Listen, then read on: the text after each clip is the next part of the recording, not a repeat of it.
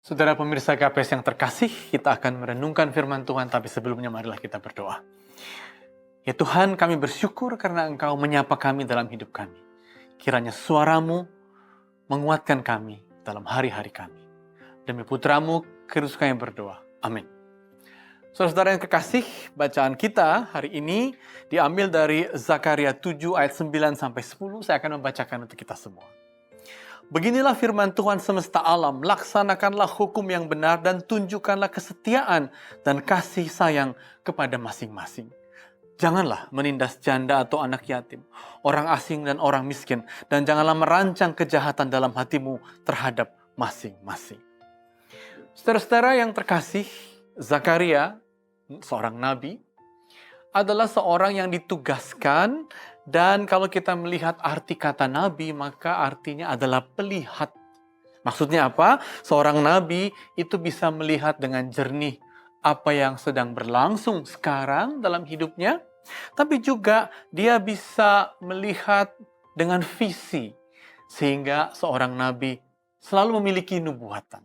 Jadi Nabi Zakaria melihat Israel sedang apa saat itu, tapi juga dia meminta Israel agar melihat jauh ke depan, punya visi. Dan saudara-saudara, kalau kita baca pada ayat-ayat sebelumnya, ayat 5-8, memang di situ orang Israel sedang sibuk berpuasa. Namun, Zakaria berkata, mengutarakan apa yang Tuhan mau katakan kepada bangsa itu dengan perkataan seperti ini.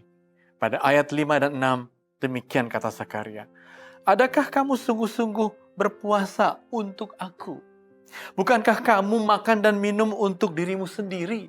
Jadi saudara-saudara yang terkasih, Zakaria sedang mengamati hidup keagamaan orang Israel, dan saat itu dia melihat bahwa mereka sebenarnya walaupun kelihatan sedang sibuk beragama, berpuasa, tapi itu dilakukan bukan untuk Tuhan, itu dilakukan untuk egoisme. Itu dilakukan untuk mau menunjukkan kesalehan, bahkan mau menjadikan kesalehan sebagai tanda lebih hebat terhadap yang lain. Untuk itu, Zakaria ingin menunjukkan bahwa hidup beragama janganlah sedemikian. Dan karena itu saudara-saudara, baik juga nabi-nabi itu berbicara pada kita saat ini. Agar kita yang sibuk beragama juga bisa dilihat jangan-jangan seperti orang Israel kala itu egoistis, hanya mau menunjukkan kesalehan diri sendiri. Maka atas itu Zakaria melanjut dengan dia mengatakan, untuk hidup yang beragama yang punya masa depan, inilah yang kamu kerjakan, katanya. Pada ayat 9, laksanakanlah hukum yang benar dan tunjukkanlah kesetiaan dan kasih sayang. Dan kasih sayang itu berarti apa?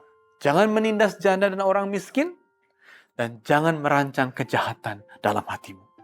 Jadi saudara-saudara, hidup beragama yang sungguh-sungguh punya masa depan, ternyata dalam tindakan, dan tindakan itu apa? Tindakan itu jangan menindas.